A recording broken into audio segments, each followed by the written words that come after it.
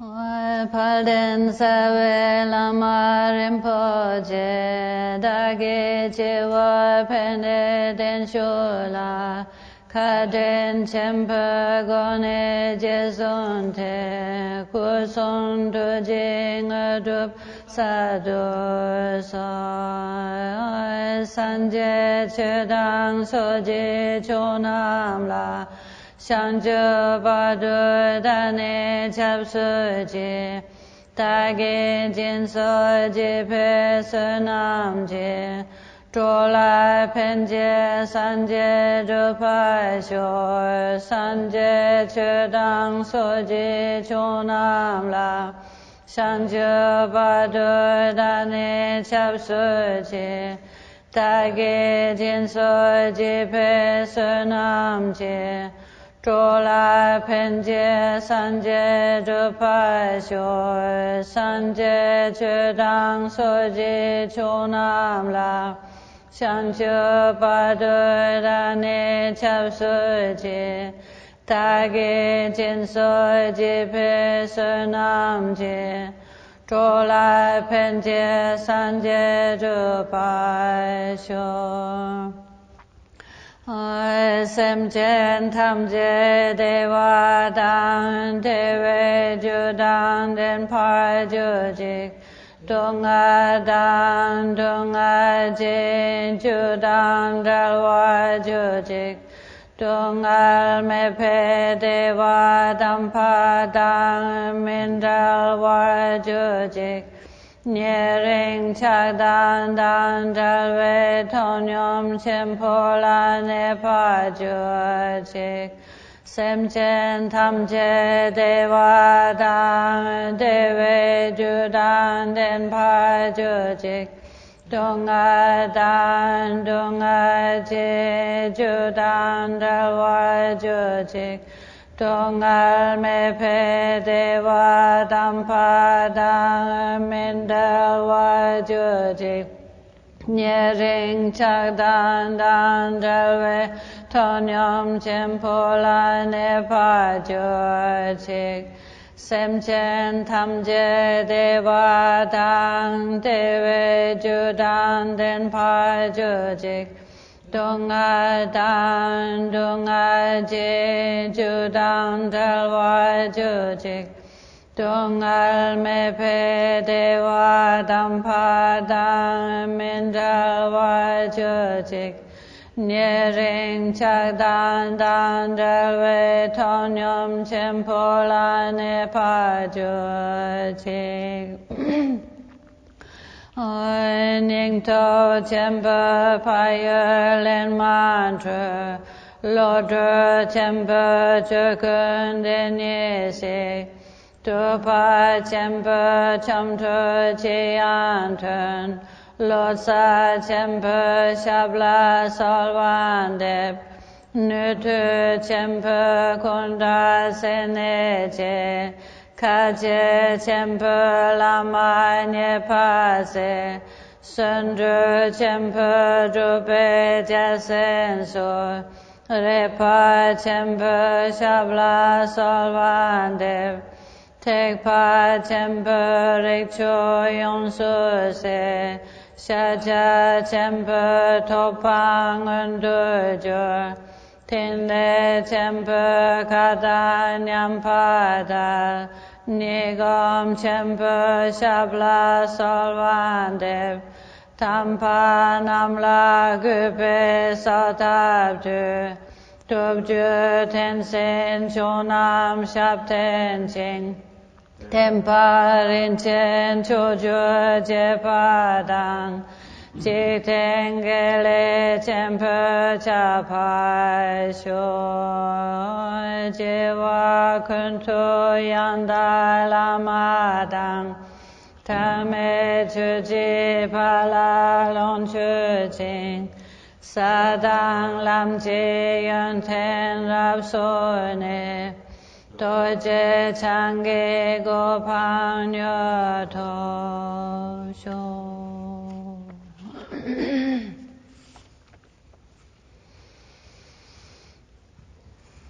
So good morning to everybody, And we will continue in this Dorje Chang Tungma that we have started, so we will have to also finish it. And I hope you're all really well. I hope everybody is doing well and staying healthy. And what was I going to look at here? Oh, okay. So we're looking at this Dorje Chang Tungma. What we have seen so far is we've looked at the importance of the lineage. We've looked at the lineage, the connection to the lineage, the importance of the lineage, upholding the tradition of the lineage, and we are directing this prayer to the lineage, right? This Dorje Chang Tungma, so this aspiration prayer we are directing to the current lineage masters, the past lineage masters, all of those who walked this path and who accomplished the realization of the path of the Dharma, and who preserved the Dharma, and who made sure that we are able now to connect to the Dharma. We are calling out to all those masters, like Akong just said, like a child calling out to its mother. We're saying, please don't forget us, remember us, please don't leave us behind. In some of the teachings it says, on the path we are like a lost child in a crowd looking for its mother. It's that idea of separation, that idea of we have lost our way, we don't know who we are, we don't know where we are, we don't know what is going on, and we're calling out to our mother, like calling out to our true self, meeting our mother again. So when we finally meet our mother in that crowd, and where the mother and the child, they recognize each other immediately, or even just hearing the sound of the child crying or hearing the voice of the mother, there's an instant recognition and coming together. This is like us meeting the nature of mind, or meeting up with who we really are, seeing the nature of our own mind, recognizing the nature of our own mind, recognizing who we really are. So we should call out to the lineage like that lost child. The lost child who we really are. Recognizing that we are lost. Recognizing that we haven't really found our true selves yet. So all of these prayers are directed towards the lineage like our mother. And then the actual prayer, then after that, those first two verses of who we are directing it to, then it maps out the path for us. So renunciation, this weariness with samsara. So we looked at that, how important it is to have our nose pointed in the right direction. If we're just running around in circles, it's not going to get us very far. If we're running in the wrong direction, we're going to get even more lost. So we need to make sure we are pointed in the right direction. This is what the renunciation does, meaning that we stop chasing after things that doesn't really have any result, doesn't really provide the sort of reward that they seemingly promise, Seemingly samsara has got so much to offer, but then when we touch it and we taste it and we feel it, it's kind of like bubbles of air. It's like that candy floss you can get in the fairs, the fun fairs. They sell this sugary candy floss, and you think, oh, why do we actually eat this? There's nothing there. It's just a big sugary mess. That's what we discover. All the seeming promise that is there, it has no substance. So renunciation, it has to be there, because if we don't have renunciation, we keep chasing in circles. Like we looked at that, circles, and we come back to where we were before. We've been here before many, many times with no result. So non-attachment, praying for non-attachment to arise in us. And then we looked at devotion, how the devotion is so important, how the devotion is the crown. The devotion is at the head of meditation. Without that, what can we do walking around a headless person? It would certainly scare everybody, but also we would get totally lost. Devotion, we looked at how important devotion is in making us a genuine Dharma practitioner. Genuine Dharma practitioner, meaning that our mind becomes supple. Our mind becomes workable. Our mind becomes sort of like dough and not rigid and hard. If we see sometimes that people have gone astray, they think that, well, I can do it all without my teachers. I am everything. I am the king. When we see that happening, then we usually find those people they've lost their teacher, they've forgotten about their teacher, they have lost their devotion, they have no one there that they place higher. So then the mind becomes quite hard, and that is also described. One of my favorite examples in, I don't remember which text, it says that we should not become like an old butter bag. An old butter bag, our heads encrusted in salt. This is obviously a very Tibetan example because we don't use butter bags. But it's this example of a leather bag stuffed with butter, fresh butter, salty butter. The essence of the teachings, the nectar of the teachings, the elixir of the teachings that is filled into us as the container, this soft butter bag. So in the beginning the leather is very soft, but with time, over time, as the leather absorbs this butter and the oil more and more and more, then it can become hard and stiff. You know, we all know what stiff and hard leather looks like. This sort of like uncomfortable, edgy sensation.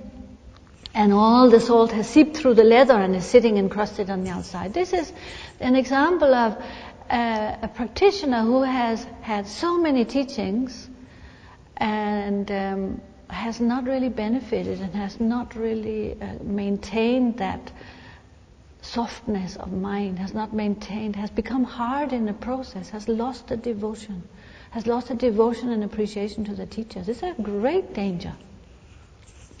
Because then what's left? Just an old butter bag we might as well discard, right? So devotion is so important. It is there. Like we must never allow our devotion to dry up, our appreciation to dry up, our recognition of how precious the teachings are and how precious the lineage is and how precious our connection with that lineage is. If we cut off that connection, we cut off the flow of the life flow for our own development. Another example that's used for that is like a tap, a tap of water, and we ourselves, we put clay up into that tap and we block the tap. And then we put our head underneath the tap and we turn on the faucet and we try to turn it up, and then we complain there's no water coming out. There's nothing coming out. Why is there nothing coming out? I want the teachings, but it's not working. It's not working. There's something wrong. But we, through our own sort of negativity and projections, have blocked that connection. Through our own outlook, through our lack of devotion, we have blocked that connection. So we have sort of cut that flow. This is like our own artery, cutting our own Dharma artery. That's how important it is. So why else would it be in this Mahamudra lineage prayer if it wasn't important? These verses, each one, are essential for our development on the path. It's not just sort of, we'll just put that in there to fill up, and it makes a nice picture of the feet and the head and the body. No, it's because these are essential aspects on our own development and our Dharma path, our spiritual path. And then we looked last time at the non-distraction, which is the actual body of meditation. It's the bulk, right? The big, sometimes very bulky part, sometimes less bulky, but it's the main aspect of our body, the main part, the biggest part of our body. So meaning that a huge aspect of our Dharma efforts, you could say, go into developing this non-distraction, shine, resting our mind, being able to rest our mind in non-distraction. We looked at non-distraction, and then what is needed for developing that non-distraction, which is really important, because this is, as it says, it's the main body of meditation. This is where we are spending the most of our time, so we must get it right. And that's where we looked at this suitable outer environment, suitable inner environment.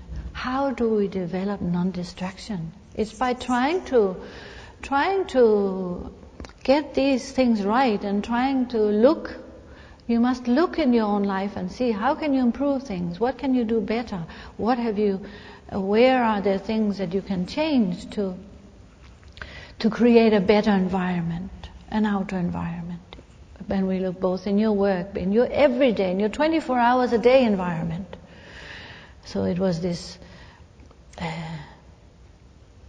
contentment as well, to develop less desire, less craving, because that's obviously what this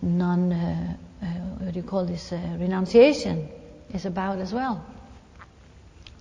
Contentment and less desire, less striving, more simplicity, fewer desires. And then ethical discipline, non-harming, which is the heart of Buddhism. To give up harm, to practice positive actions, to tame your mind. So in our body, speech and mind, we try to look at that. And then taming your mind is the mindfulness. So not having such an overactive mind or very dull mind. Watching your own mind, always being aware, trying to be disciplined. And as part of that also, of course, as part of the weariness with samsara, we look at the four thoughts and impermanence, which creates also, helps us to have less desire. So having a positive intention, planting positive seeds, merit, practicing generosity, patience, kindness, the six perfections, bodhicitta, four immeasurables, impartiality, rejoicing, etc. All of these things are what we need to apply ourselves to. So we see that developing this non-distraction is not simply about, this is I think the really important point here, is that it's not simply about sitting on your cushion and applying yourself to shine, which is of course very, very important, but all these other aspects of it are completely interwoven. This is what this verse is talking about, showing us when we look at shine, when we look at developing non-distraction. We cannot just think that because we did a very good session in the morning before we started our day, but then for the rest of the day we engage in lots of confusion and lots of negative actions, thinking, speech, etc., in various ways. And then we wonder, why is it not working? Why is my mind still so distracted? Why is my mind still so upset? Why are the kleshas still so strong? Why have I not changed? If we feel like that, we should look at all these areas because they're completely interwoven.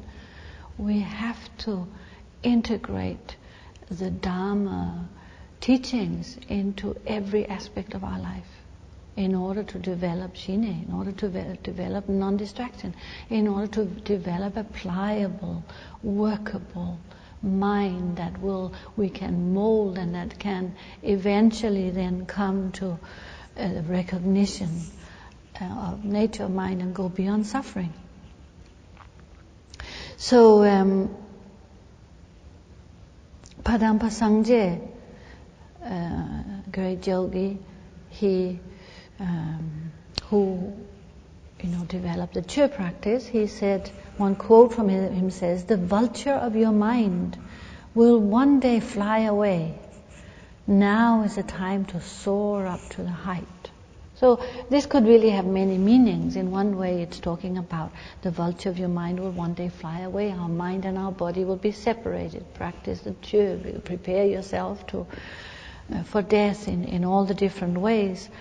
And it means flying on the two wings of emptiness and compassion towards a good rebirth. But also we could say, like, this idea of the great bird flying is also an example of meditation. When a big bird like a vulture, could be an eagle, any of these huge birds with a vast wingspan, when they take off, they have to do a lot of flapping of the wings, right, to get off the ground. It looks actually quite difficult. Sometimes you see also big birds when they fly down and towards the sea. If their wings just touch the waves, they get dragged down. Just like a wave splashing up and touching the wings, it's like death for them. So the wings are so big and heavy in many ways, but also very powerful. So initially, when we practice Shine meditation, we need to do a lot of effort. We need to get off the ground. We need to really flap those wings. We do need effort in Shine. We do need to, if we want to develop this non-distraction. We are not capable of just resting in the uncontrived. That's the true meditator. We are not really true meditators yet. As beginners, it takes time, it takes effort. So in the beginning there is effort.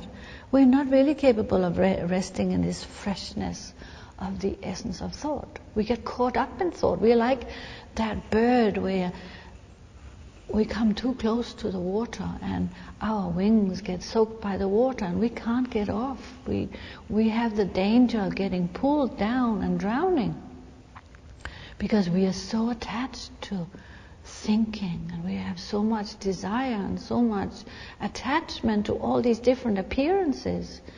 We are not really yet, we have not let go. We do not yet have true renunciation. We are very drawn to so many appearances. This is like the bird getting sucked into the sea. But if we are capable of putting real focused effort into that flight, then we can soar above. We can soar into the heights of, what did he say? Soar. Yes, soar up to the heights. Now is the time to soar up to the heights. We need to get off the ground. It's like an airplane. Airplanes may be easier. So getting off, once we get off the ground, like you see the birds up there, high up in the sky, they just rest, don't they? They just have their wings out. And they hardly make any movement, just maybe a few feathers. And they just glide on the surge, on the whatever you call it, the different winds up there. That's when we have learned to meditate, when we really glide. No more effort is needed. True meditators don't apply effort anymore. Meditation becomes effortless. There is no effort, there is nothing to meditate on, we're just gliding. So at that point we can go high, we can maybe truly say we are meditators. And there are many different analogies for this, but let's read the next verse. So it says, the essence of thought is taught to be the Dharmakaya, nothing whatsoever, yet it manifests as anything whatsoever. Appearing in unhindered play to the true meditator, grant your blessing that the indivisibility of samsara and nirvana be realized. So this is talking about insight.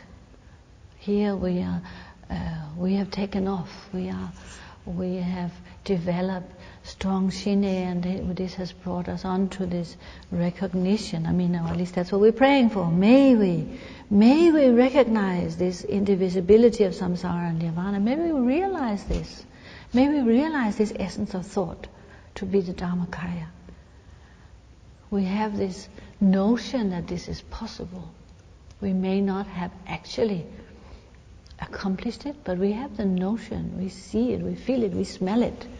We like that bird in the air, and we can smell it there. We know where we are going. We've got the right direction. We are on the right direction. We've sort of started to get there.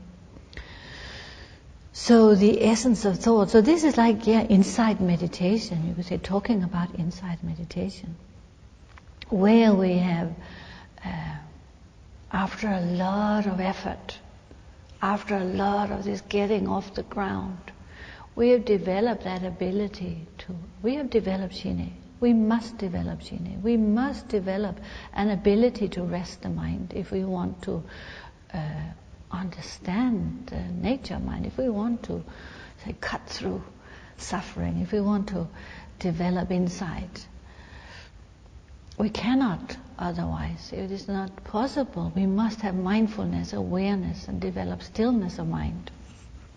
So that effort, you could say, there are many, many different analogies of, the well-trained mind or this settled mind. One of the examples, you have probably read a lot of them, is like after when we have done a lot of physical exercise, maybe physical work, maybe you've been a farmer and you've been out on the field digging and plowing and working the fields, or any other kind of very strong physical activity where you've used up all your energy, and then you allow yourself to rest at the end. You sit down and you relax, and you just go whew.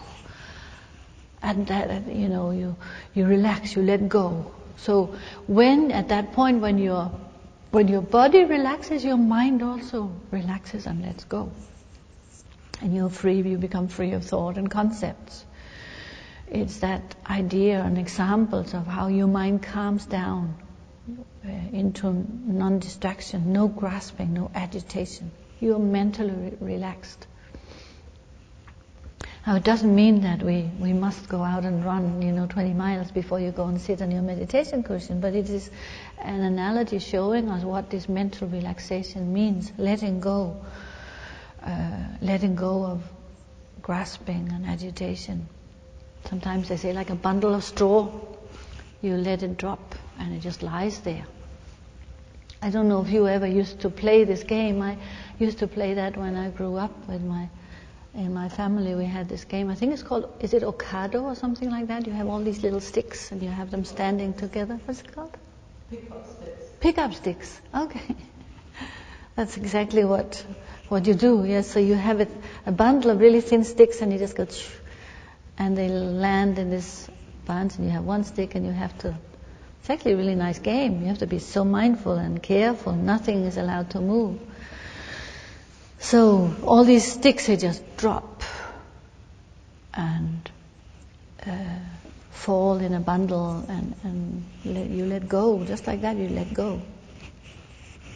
So in this verse, it's talking about insight meditation, non-distraction, free from grasping. So insight means recognition of the nature of mind. Like we say in Shine, you calm the mind, all the waves on the surface of the water have been calmed down. There's just a very clear surface, and you can see a very clear reflection. Everything that is reflected in that surface of the water is simply what is there, just like the truth. Like a mirror just reflects the truth. But if it is a bent mirror, it won't reflect the truth. If it is, it has to be a calm surface. So insight into emptiness.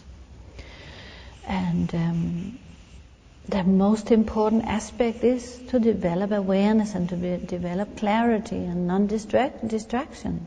Non-distraction from the present moment, resting within this non-distraction. Being, resting, relaxed within this awareness and presence of the nature of mind. Maybe that's Mahamudra meditation, but that's true meditation. But of course, for the reason of importance of it, that's why non-distraction comes before this verse. The meditation on developing this non-distraction comes before the verse on this seeing the essence of thought to be the Dharmakaya, to be Dorje Chang, you could say.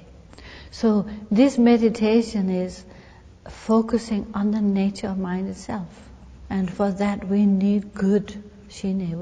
We rely on shine or shamatha as the ground. Without that, we can't develop insight, because our distractions, our emotions, our attachments are too strong.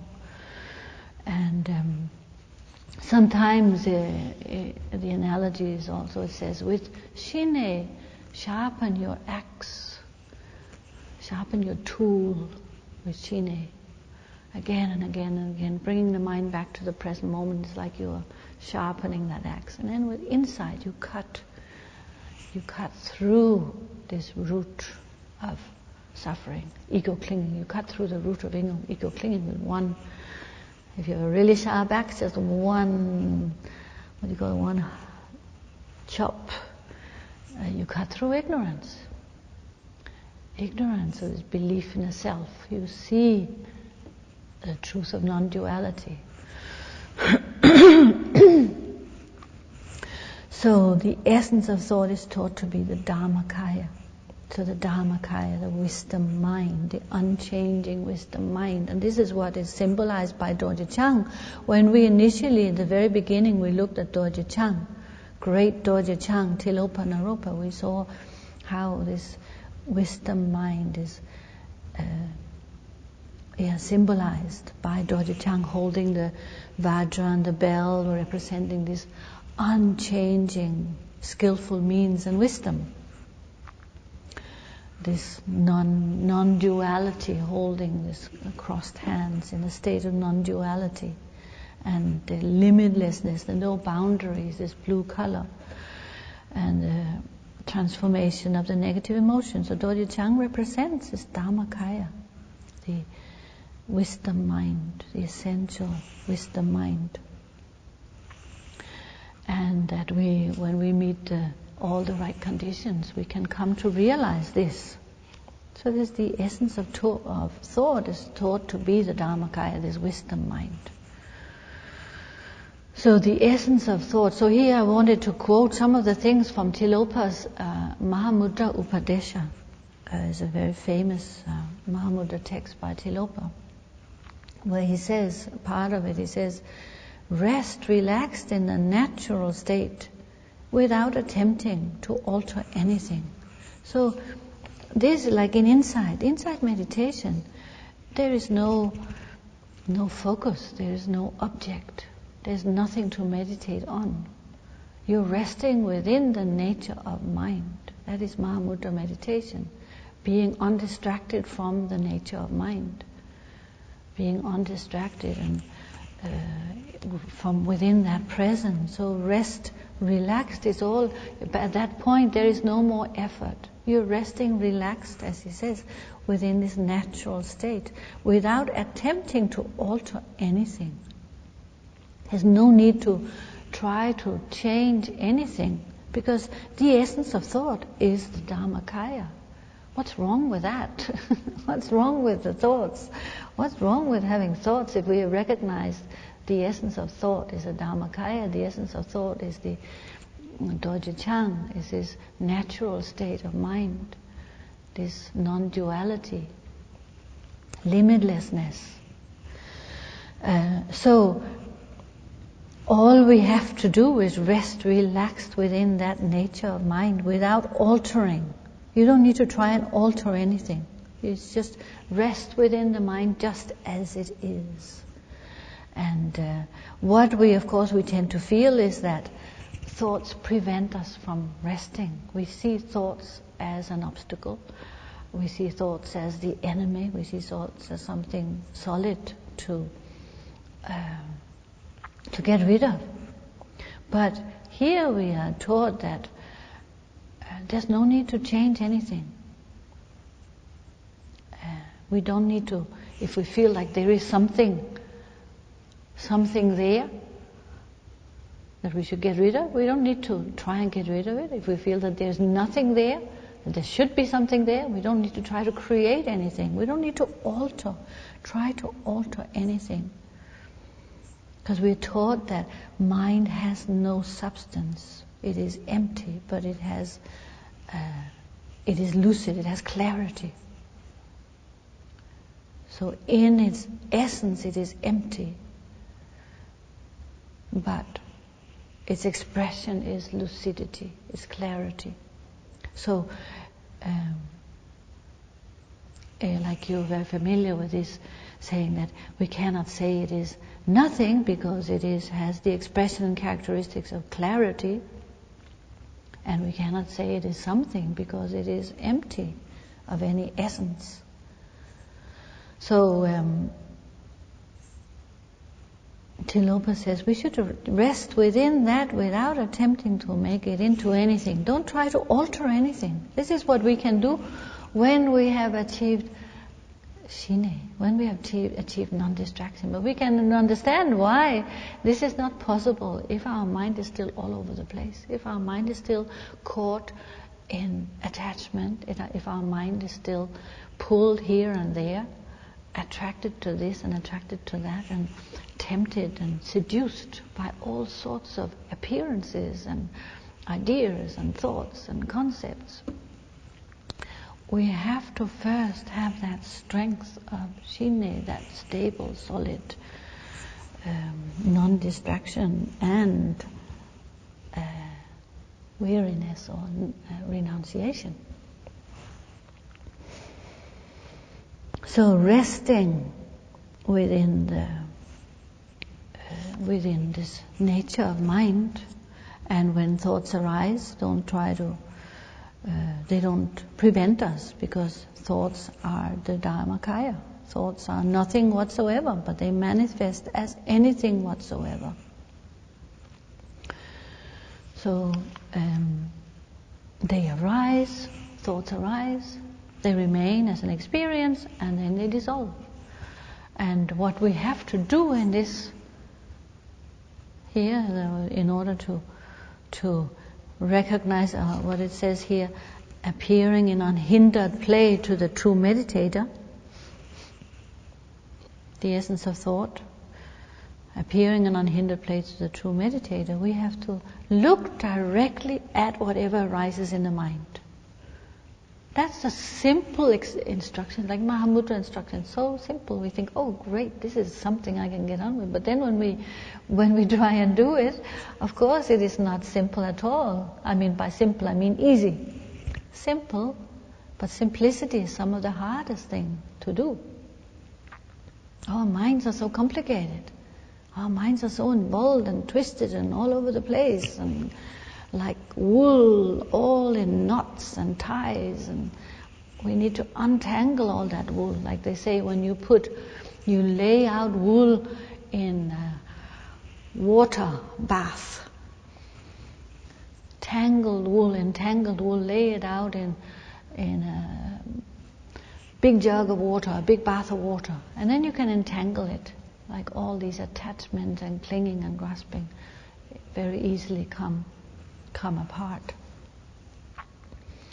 But if our mind is all involved like that, it is not so easy for us to look directly at what arises in the mind and then dissolving it. So, but in this it says, regardless of whatever is arising in your mind, you look directly at it, and then it will dissolve, because it will have no essence. We are the ones who give it value when we have an attachment and aversion. And looking at thoughts is the key, like staying within that presence of the thoughts and the nature of the present moment, then everything dissolves, because it has no essence. It is empty of essence, but clarity remains. So Tilopa then says, if this bondage of thought is loosened, there is no doubt that you will be liberated. The bondage of thought, the distraction, all of the clinging and attachment that we are caught in. We are tied up the bondage of this thought. We believe in thoughts. We're so carried away by thoughts, isn't it? Like, how much of the time in our 24 hours are we really free from this involvement with thoughts and obsession with thoughts? So Tilopa says we need to loosen this bondage of thoughts. If we can do that, we will be liberated, and the way to do it is simply look directly at this essence of thoughts. When we can do that, we find it dissolves. We loosen the clinging to thoughts. That's the bondage, is the clinging. So it needs very strong attention, it needs very strong mindfulness. We need to do it again and again and again. This is the flapping of the wings, that effort in the beginning. Without that effort, we won't get off the ground. It's not something that we can go straight into Mahamudra. This is why I think Drupal Rinpoche very often talks quite sort of,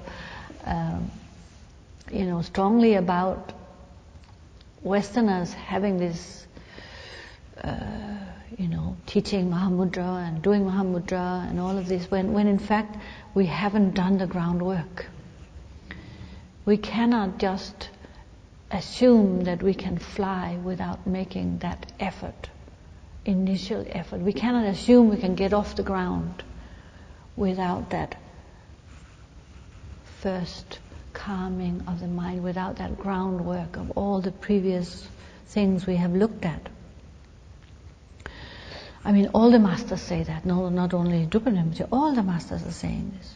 But also, what we can remember is that all the great masters, they became great masters through doing these practices, through following these paths.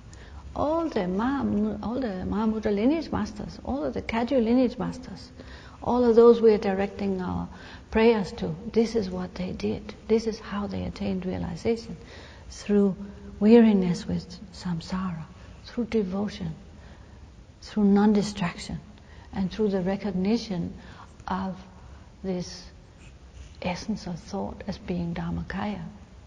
This is the path of the Kagyu lineage masters. Actually, yes, this is maybe a good point to read something from the Rain of Wisdom. I forgot what have I read to you and what have I not read to you, but I wanted to read to you the end of this Yamgon Kongtrul's Mahamudra Doha. Well, maybe a little bit more. I may have read some of this to you before, but there's no harm reading it again.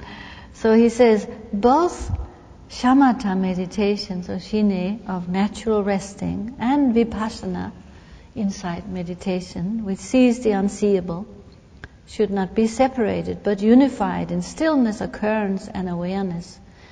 Beyond abandoning discursive confusion, beyond applying antidotes, there will be a time when you spontaneously reach this. I think I read this to you last time, but this is talking about this, seeing this, the essence of thought, right? Beyond applying antidotes, you're just resting within the essence of thought, in stillness, occurrence, and awareness. Then he goes on to say, when you have achieved realization, there is nothing other than the meditative state, because that is it. Meditation is not a thing.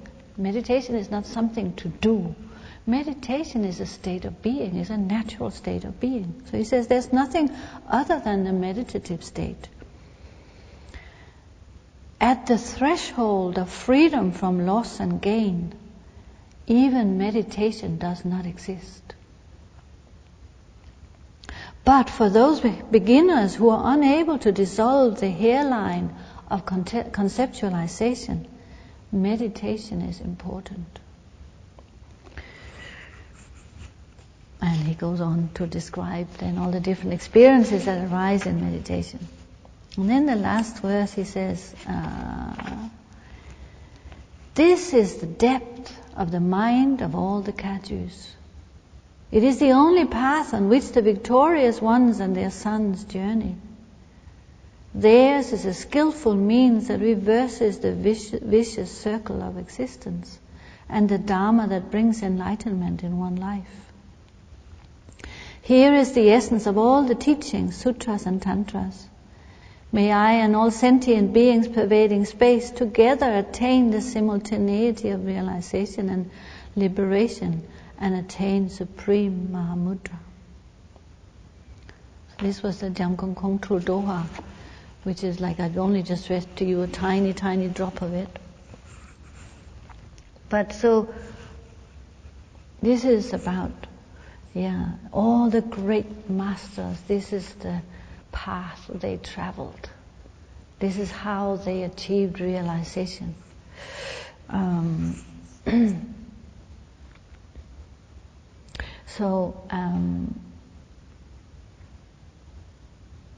They're saying no need to force anything, just look directly, remain relaxed within that direct experience of your mind's nature. Don't fight anything.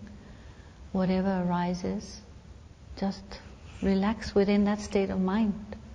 But of course, don't get carried away with it. That's where we need to have that stable shine. Because when you look at your own meditation, then how distracted are you? How carried away are you by thoughts? What is it that takes you away from that present moment? Worry for the future, grasping at the past, attachment, aversion, hope and fear. This is what pulls our mind. So this is what we need to work on, to be able to rest our mind in the present, to remain in the present. And then once we have sort of gotten up there, then we can glide.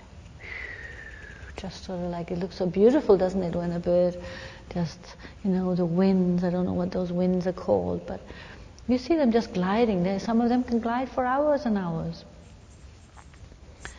No effort. This is then you can relax your mind with that direct experience of the nature of mind. You can place your mind and be there within that present moment. But he says, Tilopa says, that thoughts are pacified of themselves simply by doing that. But this means that we've done all that previous groundwork, right? We've done all of that work beforehand. So there's a few quotes here that from the Moonbeams of Mahamudra. Thakpo Tashi Namgyal's text, the Moonbeams of Mahamudra, translated into English. It says that your mindfulness here needs to be very strong, very sharp. So like the quotes about the importance of mindfulness. Very crisp, very tough and sharp mindfulness. And in the Bodhicharyavatara, Shantideva says that those who wish to grasp hold of their mind, you must exert yourselves in mindfulness. And so the difference between the basic meditation of shine or calm abiding meditation, shamatha meditation, resting your mind on an object, and this insight meditation of vipassana,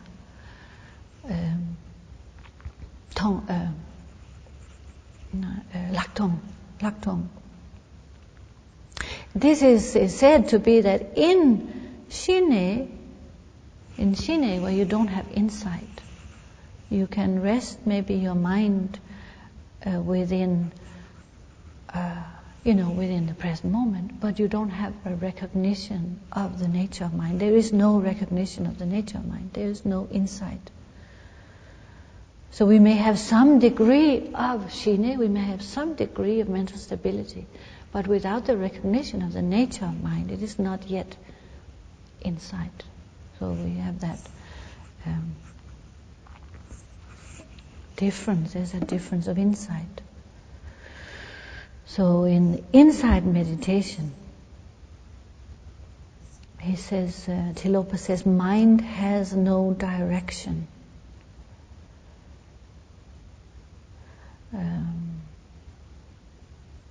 If mind has, he says, if mind has no direction, it is Mahamudra within this text, within this context of Mahamudra. If mind has no direction.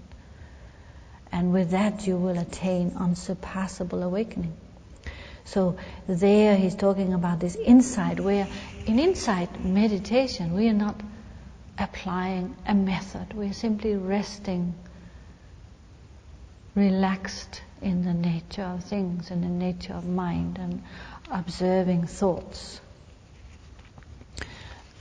Observing the nature of thoughts. There's no location, there's no shape or color, sort of characteristic of shape or color.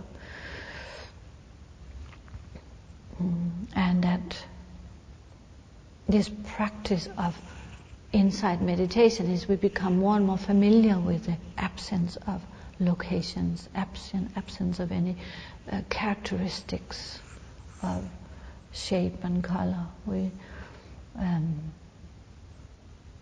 recognize this absence of characteristic, the emptiness, right? So resting within that emptiness of mind, looking at that, being present within that.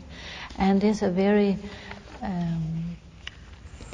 nice description of this, which is not really insight meditation. It's still a form of shine meditation because there's an object, but there's this nice description of, not within the Tilopa's text, but within the description of shamatha meditation, where it says that we should, if we imagine a spring or like a clear pond perhaps with a sandy bottom, and the water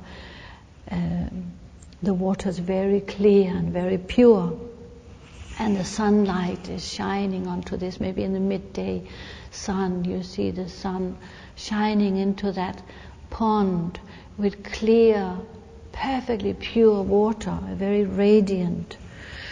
So it shines right through to the bottom of the pond.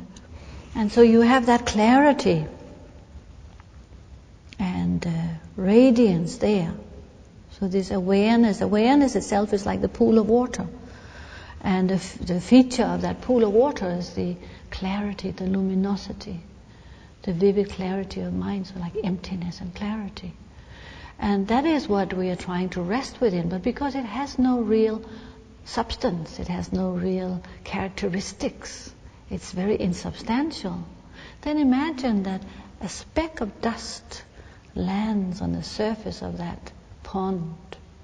And because of that very clear surface, this tiny speck of dust, it allows us to see everything very clearly. And it allows us to see this insubstantial characteristic of the awareness and the luminosity of the mind. We see more clearly what is there. Without that speck of dust, the water, the clarity, we don't really see it. We just see through it. We're not so aware of it. But when something lands on top of it, a little flower petal, a little leaf, a little speck of dust, maybe a little fly, a little insect that walks on the water. This is compared to if we then have that clarity of mind, the stillness of mind, and a thought pops up. The thought is a speck of dust. So the thought allows us to see this luminosity of mind, the emptiness and clarity of mind. And this is a form of, it's a meditation that has an object. It's not objectless meditation, there is an object there. The object is a thought, observing the thought. But really what we are not observing as here in this meditation, we're not so much looking at the speck of dust as we are looking at the clarity of the mind. The speck of dust allows us to see the depth of the water, the clarity of the water, how pure it is. So the thought like that, when a thought pops up in the mind, it allows us to recognize this emptiness and clarity of the mind, the nature of mind. It allows us to observe the nature of mind by throwing up a thought, dropping a petal. Whatever the thought is, it is not the content of the thought that is important, but it is the observing of this coming to recognize this clarity and emptiness. So we are running out of time now, but this is where I'll probably we still have one session left, so we'll continue there next time. And maybe as a conclusion to say that we need to look at all of these different verses. We need to look at all of these together, not one by one separately, but all together. We need to look at my own mindfulness. How strong is my mindfulness? How clear is my mindfulness? How clear is my mind? What can I do to how can I flap my wings a bit stronger to develop more in all these areas in terms of renunciation, devotion, non-distraction, seeing, coming closer to having this settled mind, to untangle all of my own involvements, my own sort of attachment, aversion, letting all of that untangle and cutting through some of that with an axe. So we'll maybe carry on there next time, but so we have one more left and we'll do the dedication now.